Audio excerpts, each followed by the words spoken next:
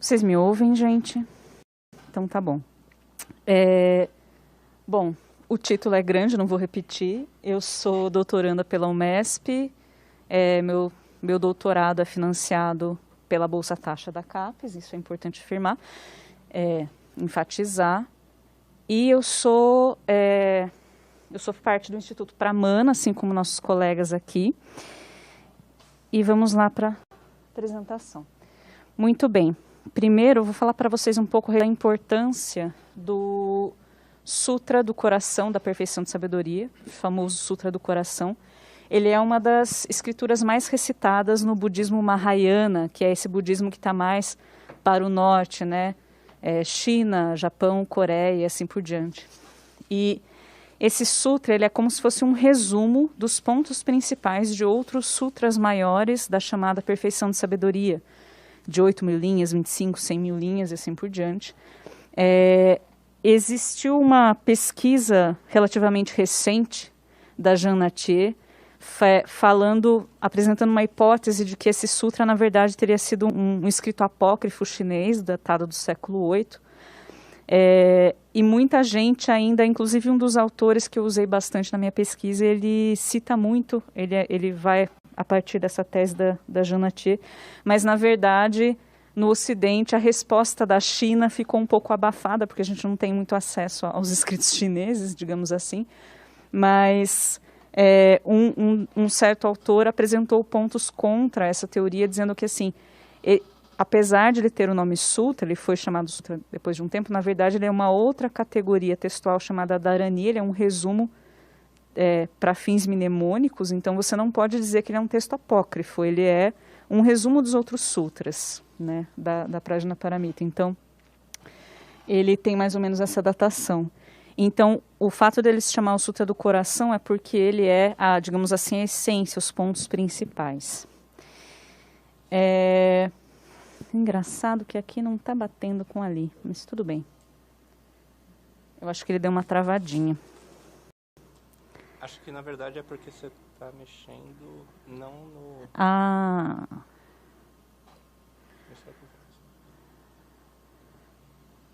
Ok. Foi? Não, mas tudo bem, eu olho por ali.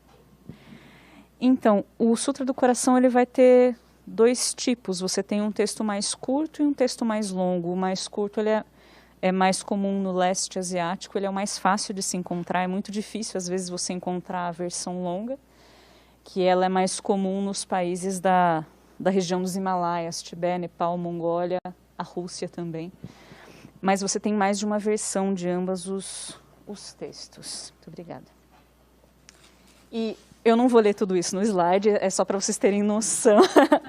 Esse é o conteúdo completo do sutra.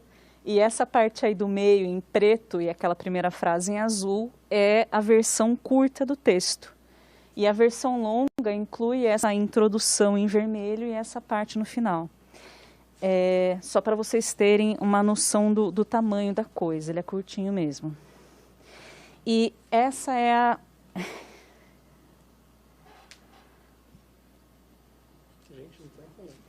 Eu acho que talvez parar o compartilhamento e partilhar só sem a apresentação cheia, eu acho que ele vai funcionar melhor.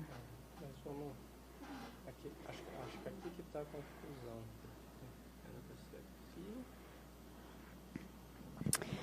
Só continuando a falar para não perder o tempo, essa perícope que eu vou apresentar para vocês, ela está presente na parte da introdução da versão longa. Então, a gente não vê ela escrita na versão curta do texto, que é a mais fácil de encontrar. Muito obrigada, Lucas.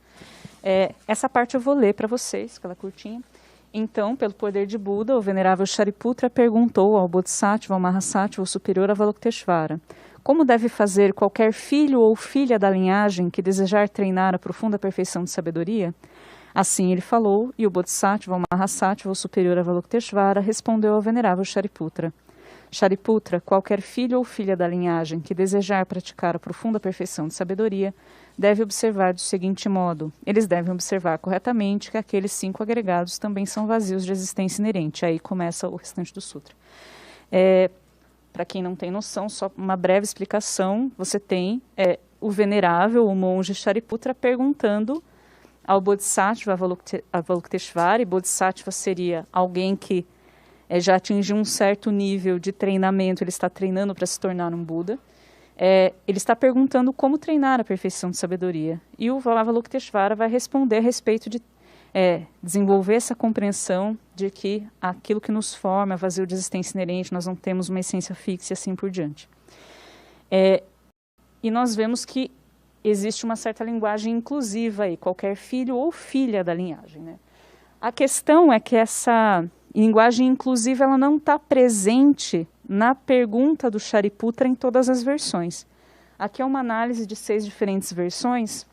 Desse lado a gente tem a resposta do Avalokiteshvara. Toda vez que o Avalokiteshvara responde, ele diz qualquer filho ou filha. Mas quando o monge Shariputra pergunta para o Avalokiteshvara, lá nas primeiras, isso aqui que está grifado é a parte que diz ou filha. As primeiras versões não tem. É como se o Shariputra estivesse perguntando só a respeito dos filhos e o Avalokiteshvara estivesse dizendo assim, os filhos e as filhas, né, Shariputra? Você está esquecendo de mencionar as filhas.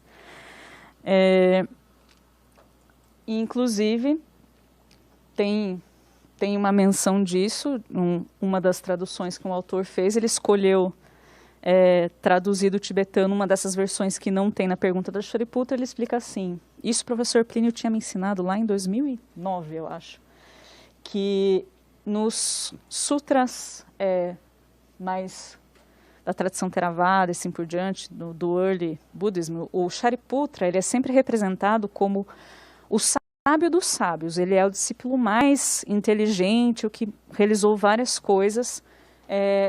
Dentro dos sutras ele é sempre um personagem que ele explica as coisas às vezes no lugar do Buda, quando o Buda pede para ele e tal, ele vai explicar a interdependência, etc. Então ele é muito inteligente.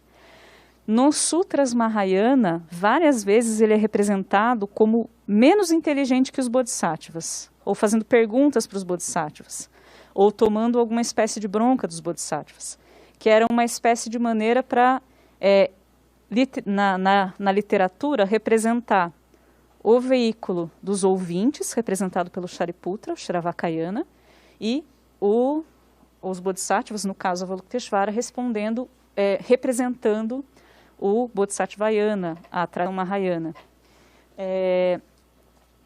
Então, essa seria uma espécie de representação do Mahayana, apoiando o Avalokiteshvara, corrigindo o sexismo de Shariputra, como que colocando a tradição Mahayana, incluindo as mulheres nesse caso. E no artigo que eu ainda vou publicar disso aí, eu explico um pouco melhor a respeito desse detalhe. Mas aqui, com relação à voz que está presente no sutra, quando nós lemos. Essas imagens aqui, eu trouxe só algumas para ilustrar. As 2 primeiras são nepalesas. A primeira é uma representação de Avalokiteshvara, aquele que olha para o mundo com compaixão, ou aquele que ouve os sofrimentos do mundo com compaixão. É a representação da compaixão de todos os Budas. Aqui do lado você tem a representação de Arayatara, que seria tem várias histórias a respeito de como Tara surgiu de uma lágrima de Avalokiteshvara, etc. A compaixão rápida de todos os Budas. Então é quase como se fosse uma contrapartida feminina de Avalokiteshvara, e a gente vê que eles são, a posição, etc., praticamente a mesma coisa. Um tem peito e o outro não.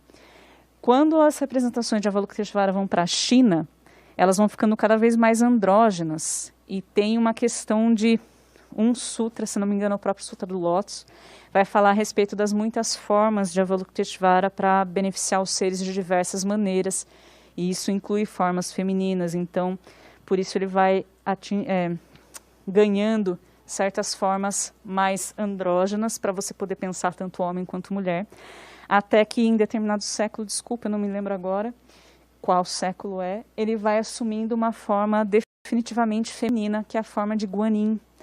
Vocês já devem ter visto em lojas, na internet, etc., essas imagens chinesas que você olha, parece quase uma Madonna chinesa. Guanyin é Avalokiteshvara. E em um livro que fala a respeito das versões do Sutra do Coração, etc., desse japonês, o Tanahashi, Um trecho ele diz assim, que o Bodhisattva Avalokiteshvara, que é invocado no início do Sutra do Coração, é geralmente considerado como uma mulher no leste da Ásia, embora o mundo indo-tibetano ainda veja Avalokiteshvara como um homem. Assim, podemos dizer de maneira limitada que ela é uma deusa do amor-bondade. Na verdade, ela é a personificação do amor-bondade. Quando eu li isso no Tanahashi, eu falei, não, acho que ele está forçando um pouco, né? Tá forçando um pouco a barra para a gente pensar algo. Não deve ser tanto assim, né? E eu fui dar uma investigada e um dia nós estávamos tendo a aula, o professor Plínio também estuda com a gente lá no Buddhist Dharma Center of Hong Kong, junto com a Universidade de Kelaniya. Nós estávamos tendo uma aula com essa professora, a doutora Lau, a Nirvana também estava lá, e ela mencionou a questão do Avalokiteshvara sendo uma imagem feminina. Eu aproveitei e perguntei para ela, professora, você nasceu na China, você é chinesa, você cresceu numa cultura aprendendo a ver Avalokiteshvara como mulher. Quando você lê o Sutra do Coração, você imagina uma voz feminina ou masculina? E ela falou feminina, a qualidade feminina de um Bodhisattva. Eu tomei um susto. E assim, é um exemplo, é um único exemplo, uma única pessoa com quem eu tive a oportunidade de falar. Pode ser que ela nem tenha entendido o que eu perguntei, mas foi essa a resposta dela. E assim, eu acho que, por mais que não se possa afirmar nada com relação a essa evidência só, eu achei interessante a gente tomar esse susto, o mesmo susto que eu tomei de a gente pensar, por que não? Certo? Por que não imaginar a voz daquele que está ensinando sobre a perfeição de sabedoria, visto que a própria perfeição de sabedoria, Prajnaparamita, é representada como uma mulher? Por que não também imaginar que esse que ensina a Prajnaparamita não ser uma mulher também? E é isso. Essa é a provocação. Voltar lá? Pronto. Aqui, tá bom? Olha o perigo causando. É isso, gente. Acabou. Muito obrigada.